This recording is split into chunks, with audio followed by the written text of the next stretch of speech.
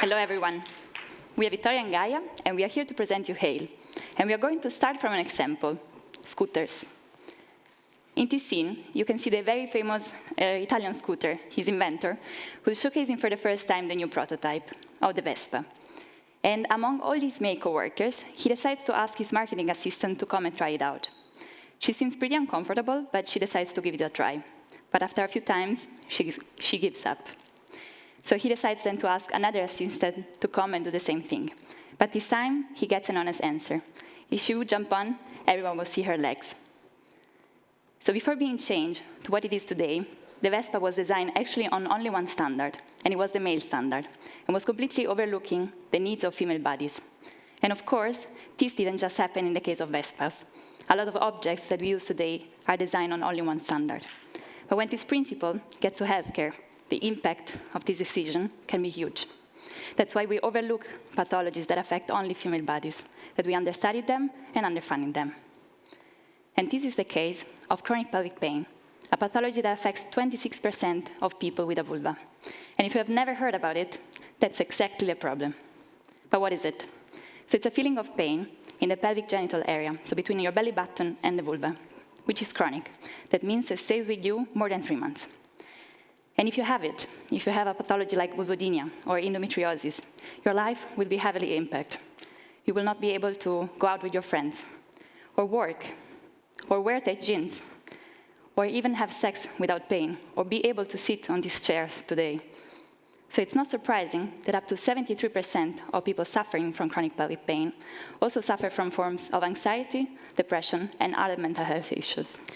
And it's exactly for these people that we created Hale, as we provide personalized mental health for people with chronic pelvic pain to help them manage pain on a daily basis and lower the amount of pain. And it's not just another app, because the innovation lies in the content, and that's how it works. As a user, you will provide us some information about your symptoms, your goals, your challenges that you experience every day with this pain. And based on this information, we will mix and match and combine guided sessions of psychotherapy and sex therapy together in order for you to create a unique path. You're going to be able then to implement it into your routine, blend into it, and finally become independent in managing your pain on a daily basis. What do you find in the app? Well, of course, the guided sessions that are evidence-based, the possibility to track your progress over time in order to keep motivated toward your goals, and most importantly, the community space, where you can get peer-to-peer support and ultimately feel less alone. So where do we stand today? We have an engaged community of patients back in Italy of counting more than 9,000 members, and their engagement, their urge for a solution was even more evident to us when we launched our pilot program in June. So we offered 120 members of the community our pilot program, and of those, 28 actually accepted, paid, and experienced the program. And in just 4 weeks, they all reported incredibly higher results in pain management skills. And one of the feedbacks that we like the most is one of Elena, which says, "It was amazing to see how much I was doing for myself. I felt I could finally make it." But it was not just about Elena, because most people reported an incredible result, that they could finally focus more on their actual life than on pain. And we believe that to get there, you have to be continuous and constant in time. And that's why we envision a B2C subscription model. In a way, the user is triggered to bring on the therapy a long time and can choose between a monthly, quarterly, and yearly plan. And based on this model, we envision high operating margin, very low average acquisition costs for our beta now, and a steady growth in the next 4 years, reaching break-even by 2025. So let's talk about the market. This space is really untapped. If we consider all patients worldwide with this pathology in target, we could help more than 304 million people.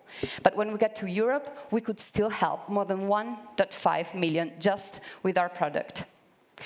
And in this space, we believe we are unique because we have a first-mover advantage in this space, as we stand out for our specificity on chronic pelvic pain, for our lifestyle approach. We don't sell just a course, it's a lifestyle support for the user. We have an engaged community at the basis. We are digital, personalized, and aim to be a prescription-based app in the future. So to get there, we have a clear path. We're now working on our beta production, which we are going to launch next month, so we're very excited about it. We're going to run it for several months until it's good to go enough to build our own proprietary app at the beginning of 2023. And to do that, of course, we envision a relevant fundraising effort, raising 400,000 euros for a 4 to 5 million euro valuation. But in this, we believe that the SAT prize would be really a critical first step to reach all this, as it could really allow us to hire our first full scientific members, to support the technical infrastructure for the first 6 months of our existence, and the first marketing test on the German market. We have the right competencies to make all these become true, and we have the right motivation, since we are living the problem firsthand.